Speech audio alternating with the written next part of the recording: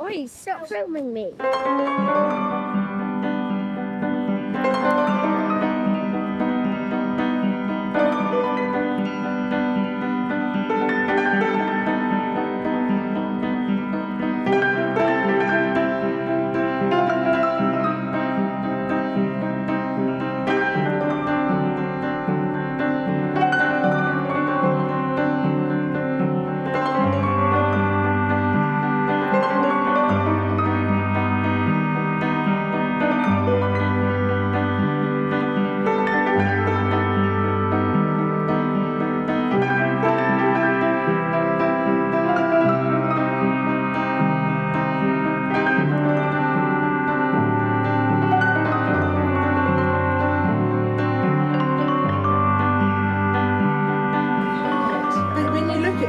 You will start from one and then you'll go back so you've round done one. again. Oh, okay, yeah. Because you need to move from station to station, Oh, that's so That's my logic.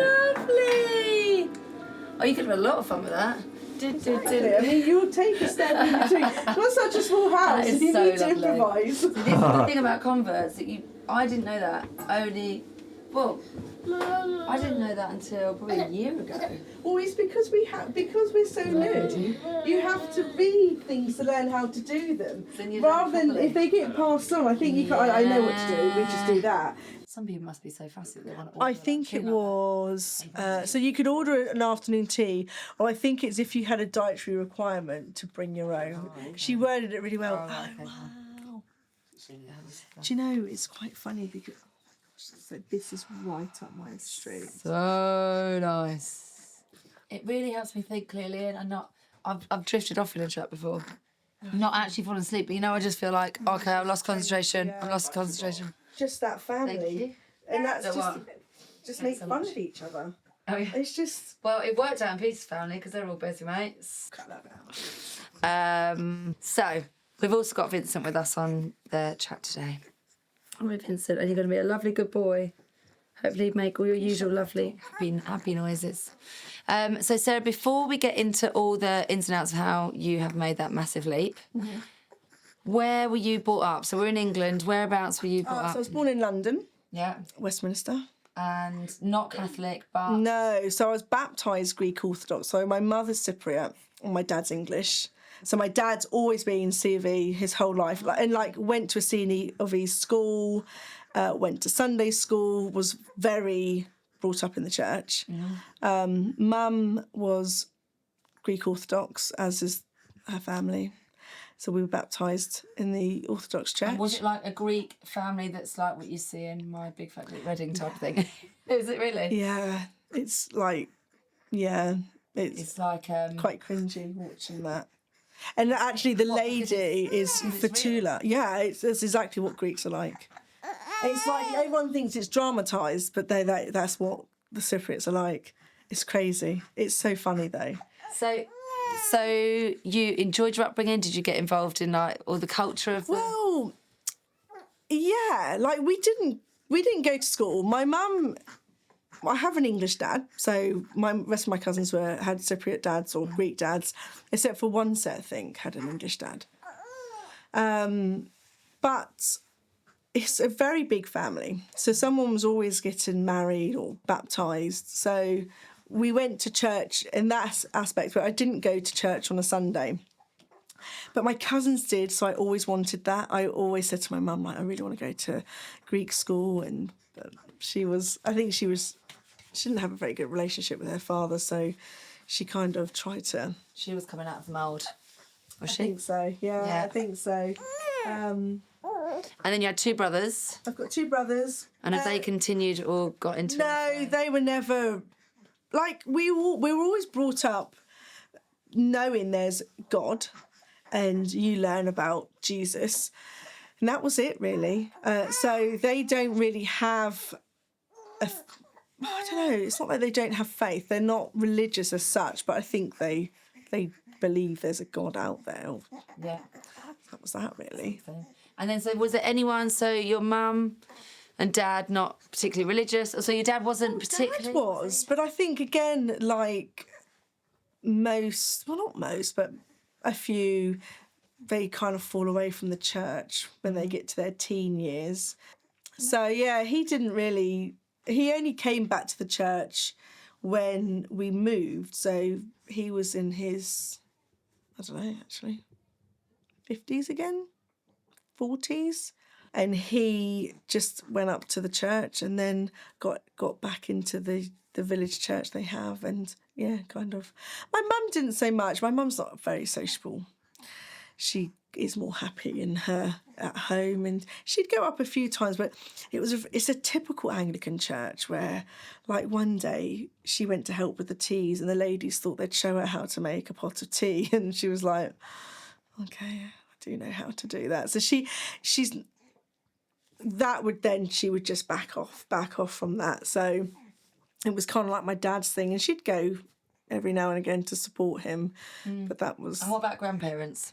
So my mum's mum, my yaya, was so faithful. She didn't go to church much in England because where she lived, it wasn't easy for her to go by herself. But my auntie has a place in Cyprus, and she'd go there, and she'd be there for a few months, and off she'd go every day. She lived in a flat in Kilburn, and it would just be full of icons. So, like, you've got the Catholics with their statues and the Greeks with their icons, and there was just hundreds. I did get some when she passed last year. Like, we were always brought up with knowing you had to have that respect. Like, if we were mucking about and someone knocked an icon off, like, everyone would stop in their tracks and they would put the icon back, and then we'd all say we were sorry and did the sign of the cross, because we understood that you had respect for these things. Even if you're really young, you don't understand, you just do it, and then you continue to do that. And then it's like, well, why are we doing that? Oh, because this is Mary, and this is Jesus, and oh, okay. So that kind of builds that structure, doesn't it, as you carry on through. Like, you met Jason, you got married. Any thought of religious things then? That's a milestone. I mean, I've always had that belief again. And I remember when I was younger and I knew our neighbour went to church, and I spoke to her one day about going. She was like, well, why don't you come with me? And and I just didn't. So I've always been I think I've always been trying to find it more in depth. Yeah. Throughout my young adulthood, I didn't think about it much. Didn't go to church, obviously. Met Jason and had the girls, and I think it was when I think it all started when Holly was in reception, and she did his school nativity.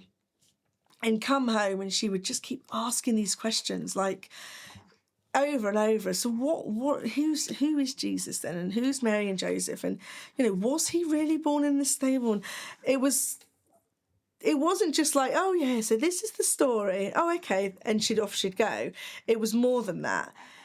So I knew I had a friend of ours were religious, so I started talking to her, and they went to a Baptist church in the area, and they had a big family, which is the only big family from the school. Like, I think the biggest family would probably have been 4 kids, and I think they had 6 at the time, 5, and it was like, oh my gosh, they're freaks.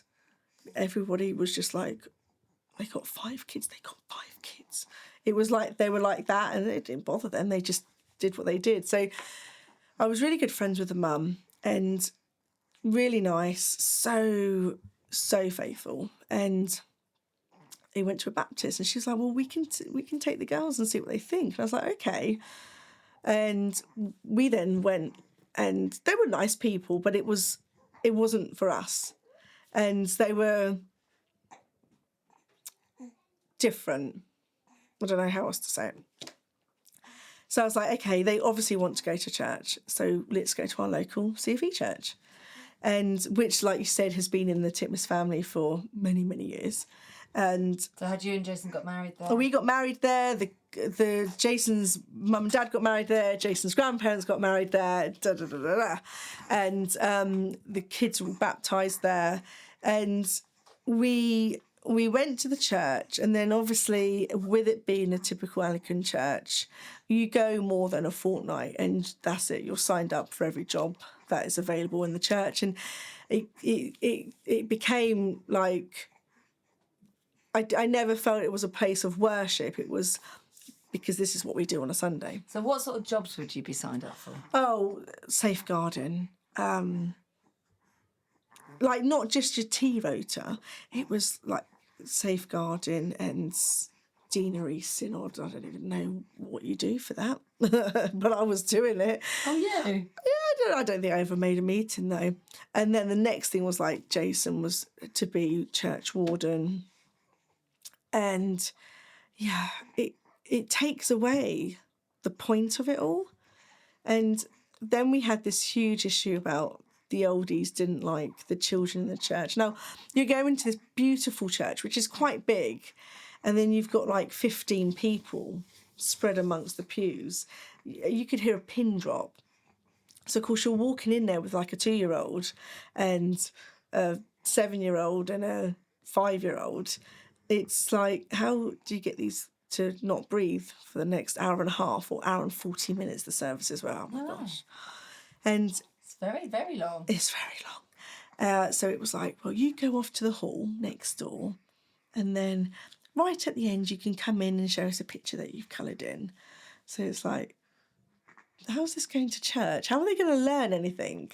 Doesn't make any sense. If they're not allowed in the church, and there is going to be times they're going to make a noise. I mean, I heard the old man over there cough. I mean, do we send him to the church hall because he's made a noise? And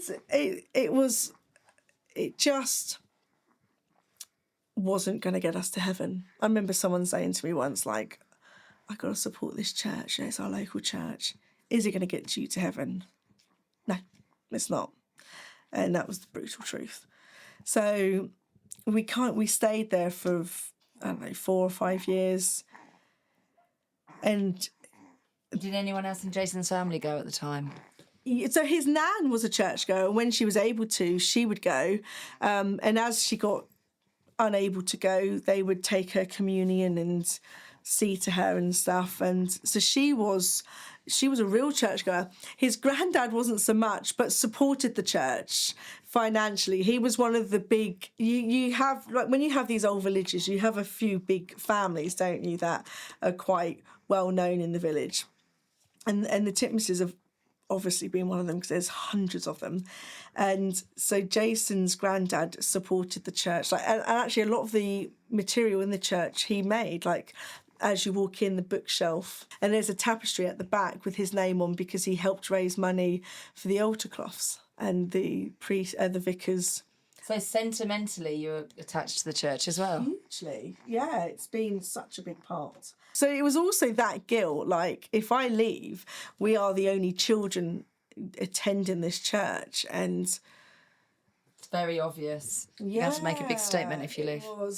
It was really tough, and you become attached to people. They were my church family and got me through some really tricky times. I'd had a really tricky couple of years, and they were there for us. And yeah, you kind of think, well, I'll just stay. But we just knew we couldn't. We knew it wasn't right for us, and so we did. And would you have spoken about that with Jason, saying, I'm not sure about it? Definitely. I mean, there was always... just the underneath feeling that you just start noticing we're less enthusiastic. It was definitely started off like that. And you then, without realising, you start distancing yourself. And we closed in the November. The church closed because the roof was being redone because the lead had got stolen, obviously, as they always do.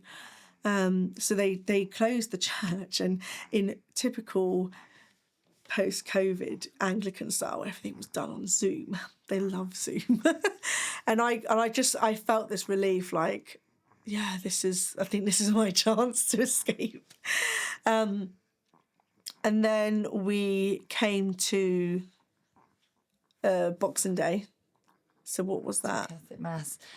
Let me see, what did we say that was? 2021. No, 22. 22. Because you'd gone for that holiday thing with the Christians, February 22, so it was before then. It was? No, of course, yes. But I'd met all you guys 2020 in the late summer. In the lockdown, yes. So were you I'd spent a sort of year. looking online, see if there's a different church? Were you sort of reading books to see if there was somewhere different to go? Different route? Or I knew. you think this is it and that's just what it is? I think what came to that was obviously spending them last, 18 months, getting to know you all and seeing just the way you all were. And just to recap for our viewers, you'd met us through a really incidental meeting with somebody who had a lovely lady who'd gone into your farm shop. Yeah, so they're local family, and she shops at the farm, and she was talking to us or to Jason, and I think had the schools reopened. And she obviously had, because she was one of them customers that she's quite regular and you pick up a rapport with them. And just like Jay, it's so easy to talk to. And so they had like this little friendship going on where they were chatting all the time. And I think the schools had reopened and Jason's like, I don't think we're going to send the kids back. I think we're going to start homeschooling. She was like, what? Give me your wife's number now. And literally phoned me like the next day. We were then heading into the summer holidays. And so I think the schools had gone back just before the summer, hadn't they? Like if you wanted to send them back, you could. And so we met them and yeah, that was that. I remember sitting at her table and... So she was sort of bringing you into the home ed community that she had linked up with. Yeah, so she was like, I'm going to start doing it. Because I think we knew that by September, the restrictions were going to ease. And because the schools were back, which then meant that the home ed could start doing... Education. Yeah. But I made a load of signs. I remember doing that one day. I made a load of posters. We just stuck them up around the house in case he came. Yes. In case he came and complained. It was like, we're doing everything as we should be because we've got a poster here. It was brilliant. It was so funny. I laminated them as well, I'm pretty sure. A little government stamp at the bottom corner. Exactly. Yeah. And then we just kept doing more and more. I think we then started doing a couple of trips. We did a Shepworth one, didn't we? Do you remember going to Shepworth? That was in a January or a February. Yes. And then having spoken to our friend, because I think she kept, obviously I was telling her like, church is this, church is that. And I knew I wasn't sitting right. Yeah. And she was like, well, just come to ours and just see. Like, she wasn't pushy. She wasn't like, oh, you need to come to ours. It's so much better than yours. She was like, you just have a look. And, Maria goes there and such goes there. I was like, oh, I don't know. And then I was like, I can't leave our church, because they need us for stuff. And she's just said, like, is it going to get you to heaven? And that was like, wow. I just never had thought about that. I guess you do just presume that that's what's going to happen. So it was coming into the Catholic faith and learning the truth is such a big eye-opener. A scary one as much as a good one. So then how did you... So that was a comment made and maybe that started turning the cogs in your head. So like Jason had been trying to come to the church with us to support us, to the Anglican, and it just wasn't... He'd give, take it or leave it, and it didn't really do anything for him. And then, so we were then approaching the end of the year, and the church had shut in the November, and for the roof. So we hadn't been to church for a good few weeks, and then our friend was like, "Yeah, just come with us." So out of all the days of the year, we chose Boxing Day, and I remember it was Father Goddard. So you went to a traditional Latin Mass. Traditional Latin Mass for your first time ever in a Catholic church. And of course we then, so Harry, so what's that, it was 2 or 3 years ago. So Harry was probably about 5 by this time. And we sat at the front because that's where, can I say their name? The Barretts? Yeah. That's where they sat. And I was like, oh my gosh. I was like to my kids, don't do anything. Like, don't even breathe if you can help it. So just don't move, don't blink, just don't embarrass us, because you just feel like everybody, like, it's not the case at all. But when you're in such a different situation, I sat there and I just thought, like, everyone's looking at me. And then the priest came out and this beam of sun was like glaring right through the window, right on my face. And I just felt that peace, that calm. I was like, oh, wow, like, God is here. And then I actually said that to the vicar a few weeks later. It didn't go down very well, but I did really feel that. And we walked out of that church and Jay said, I cannot go back to an Anglican church. That's it now. It had just got us. So what was it at the Mass beyond the beam of light? Yeah, the light. It was a very sunny day. I felt the presence of our Lord in that church. And I had never had that in the other church. It does feel like God is like, this is where you need to be. So just keep coming. And I'd got there eventually. Did they embarrass you? No, they were very good. They breathed when we got out. No, they were fine. Because I think it was just because it was so different. They were in awe of it all. They were just like looking around, and also because we were right at the front, they could see what was happening. And I think that says a lot for when children can see what's happening. The kneeling was something that needed to get used to. Like, I don't think I walked very well when I came out, because you just don't kneel, do you? Like, you don't kneel in an Anglican church. I don't know. No, you don't. You just sit. I don't even know. They do have kneelers, don't they? They do. But then the kids just sat on them. They have really nice ones, actually. They're all crocheted, yeah. Beautiful. I think the kids just used to sit on them. My back was killing me. In fact, I do still struggle with that sometimes now. I do too. Yeah. I do too. Especially because after pregnancy or after some time of really struggling to kneel down. I've always had a bad back as well.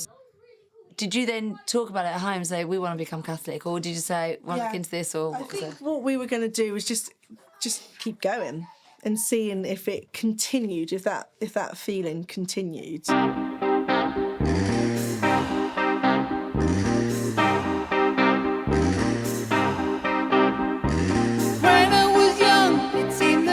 So wonderful, a miracle. Oh, it was beautiful, magical, and all the birds in the trees, they be singing so happily, oh joyfully, oh playfully, watching me.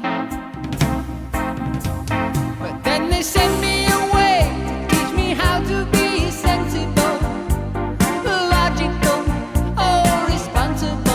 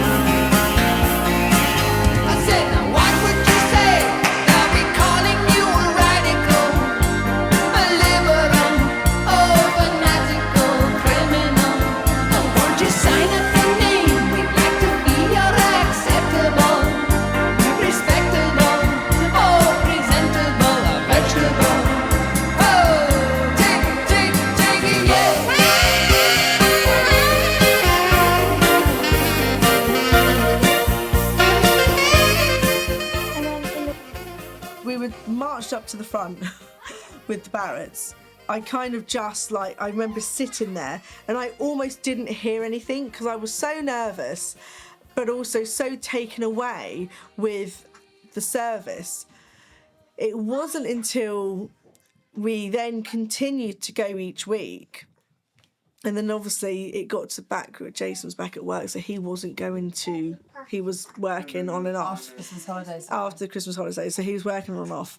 And I did feel like I then started moving. I then moved right to the back and I thought, oh gosh, I can't sit here because it was quite active. Oh, sorry, look at Maria. Oh, sorry. I know I asked it. But... it was quite active, and I found it too distracting.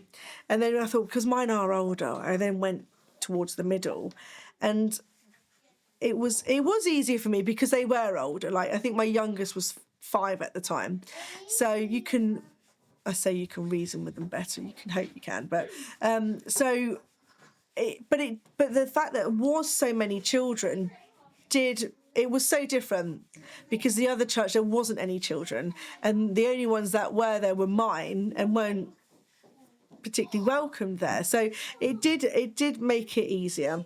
Yeah. Obviously we've now moved on a few years and we've got a young one and that's tricky.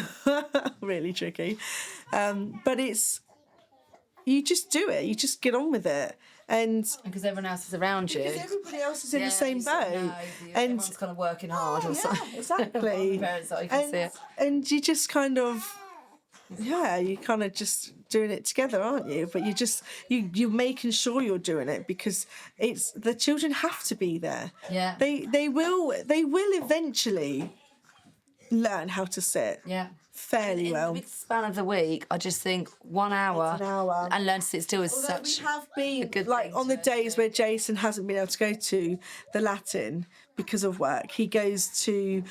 We have sometimes on a Sunday evening gone to a different church, and it's an English mass, but he says it in Latin, and it's still really long. There's so much like an Anglican service.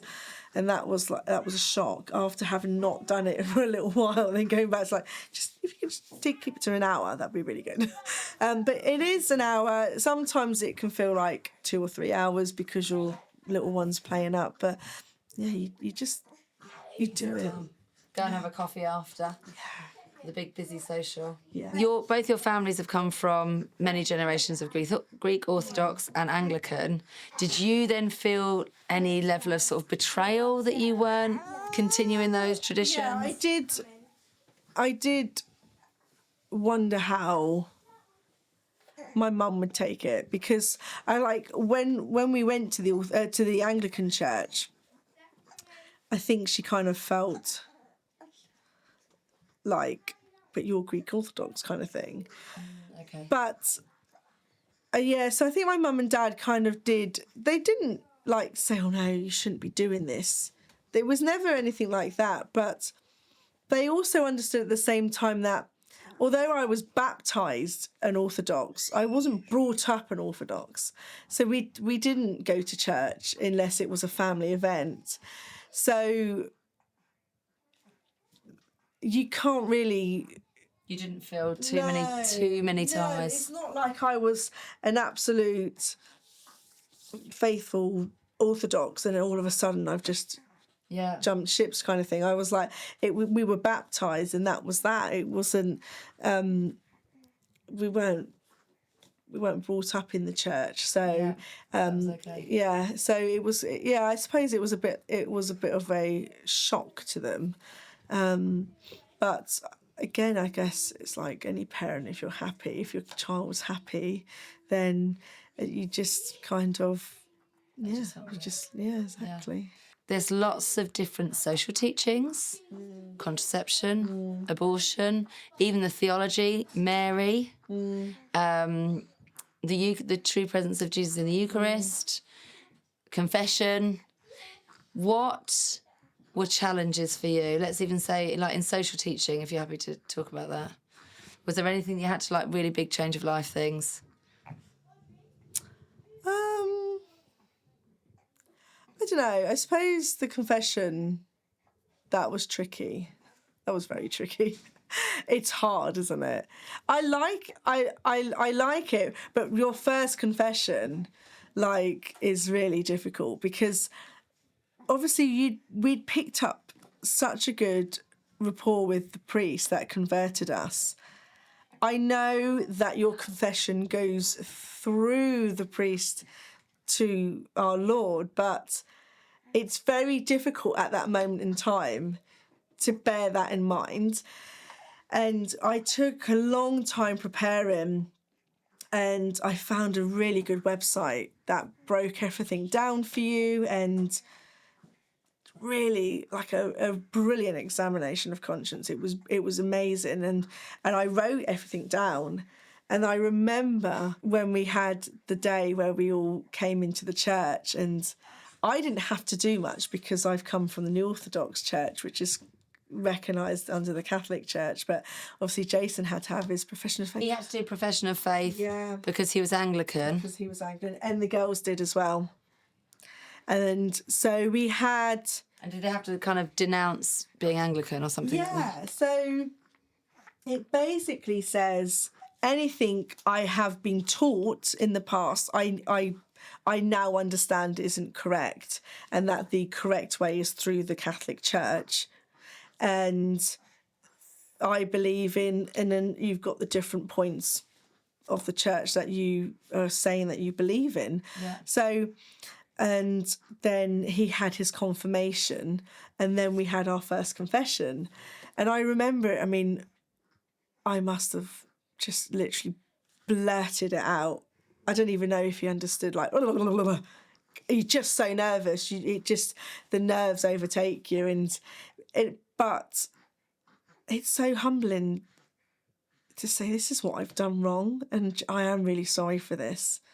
And at that time, whether a lot of it wasn't even stuff that you understood to be wrong, because it's the social way of things, or growing up, or going into the church. It was the way that church does things. Yeah. So you do these things in what you think is good faith because it's what's being taught to you, until you come to the truth and think, oh my gosh, what was I doing? So then you had the opportunity to sort of spill it all out. Yeah. Start afresh. Yeah, and it did get to me, I must admit, and whether it's right or wrong, it did get to me, and I did think, like, I don't deserve this, actually. I'm not worthy for this forgiveness. And I said that to the priest. He's like, none of us are, because we're human. But God knows that, and we just need to keep on that path and making it right and doing better. Oh, and I was like... my eyes. Yeah, it was really such a blessing, huge blessing. So that's a big hurdle to jump over. Lots of converts. Yeah. We'll find that to be a big thing. And then Mary, worshipping Mary and all that. So funny. Was that obvious to you? No, I mean, although I went to a church which was called St Mary's, as most Anglican churches are, and I remember when I was friends with the Barretts and meeting you all more, I think, I don't know, Claire brought it, or Jason brought me my miraculous medal, and I had it on, and my vicar said, the vicar of the old church was like, it's Mary. I was like, yeah. And as she saw me asking more questions, because obviously I would go to her first because it was my first place to go to, and she was like, well, it's a big thing, the Catholics worshipping, idolising someone we shouldn't be. And it's like, is that what they're doing? I don't know if it is what they're doing. And she was like, let's not make her out to be more than what she is. And I remember even then thinking, well, she's the mother of God. I mean, that's quite important, isn't it? Or maybe I'm wrong. I don't know. And then we went to the Barretts once for a rosary. We had dinner, and then they prayed the rosary, and we tried to follow on a piece of paper, and it wasn't going very well. So we just sat there in the moment. But Joe said, if you want something as a kid, you go to your mum. And it's like, can you ask Dad if I can have this? Or could you ask Dad if I can have that? And that's what we do with Our Lady. She's our mother. And we can go through her when we need things. And I was like, oh, that's a really good way, actually. I love stuff like that. When you explain stuff to me like that, it makes sense. Blah, blah, blah. Okay, so yeah, church teachings, theology, those things you were getting your head around. What about social teaching? What about like lifestyle changing, like in your marriage, with the family, being open to new life? Like Seth came along after the conversion. He did. We'd lost one before, so we had wanted another family long before we'd met Claire and the Catholic side of things. Yeah. So that was something that we were trying anyway. But there is, I don't remember there being church teachings from our old church. There was no. Oh, Jason's just walking through. She did that. Jake, Maria, you can't. Sorry, I've just been a moment. like what you should and shouldn't be doing. In there. That's terrible, isn't it? Is that yours? That is mine. That's why there's no Goes with effort. you now, Varnish. It does, doesn't it? Joe, I stole these from the farm shop. You have to change your life. You can't just live and expect to go to heaven. It's like a toddler. When you're consistently naughty, you're not then going to get that cupcake at the end of the day. You know, if you don't behave yourself, then you're not going to get good from it. And I think people do go through their lives like, well, I believe in God and I know there's a heaven, so great, I'm going there. And hell is just something that they talk about. And that's not the case. And you need to change the way you are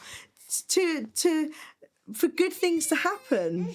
You're not happy. That's what it taught us. So if you could recommend to anyone that's listening and watching who is thinking about the Catholic faith, back where you were a couple of years ago, or who's got a friend who is thinking about it or might think about it at some point soon, could you recommend a book, a podcast, chat, recommendation, anything like that? Do you know what? I just don't talk to the priest. I mean, that's what I did. Go and talk to the priest? Yeah, I didn't. I mean, we got loads of books, hundreds of books. You get so excited, don't you? That's got Catholic and I'm going to buy it. And you read bits of them. I'm not a massive reader, I must admit. But for me, it was speaking to our priest. And So did he kind of take you under his wing? Oh, he was amazing. How often would you meet, or would that be a thing? So we first met him at our friends. And I remember Joe saying to Jay, the first thing you need to say to this priest is, you tell me why I should be a Catholic. And he did. We sat down at their house and the priest sat down with us and he was like, right, so we'll have a little chat. You can ask me whatever you want. And Jay was like, right, well, why should I be a Catholic? And he was like, well, we think it's the one true church. The founder of our church is Jesus. I was like, you got me. I'm going to be a Catholic because I'm quite a black and white person. And then when you start stripping the stuff away and you know that you're following Christ, it's like, well... He's established, yeah. Okay, why would you do anything else? We met with him often, every other week and online. And when he was not busy and he was down, because obviously they were travelling up, and if he had nowhere else to go, he would come to ours for dinner. And it was general chit-chat. It wasn't always church talk. And it just makes you learn so much. Sarah, thank you so much for having us today. So lovely. And thanks for, God bless you. Do support our channel. Keep Sarah and her family in your prayers. And like and share the video. God bless. Thank you.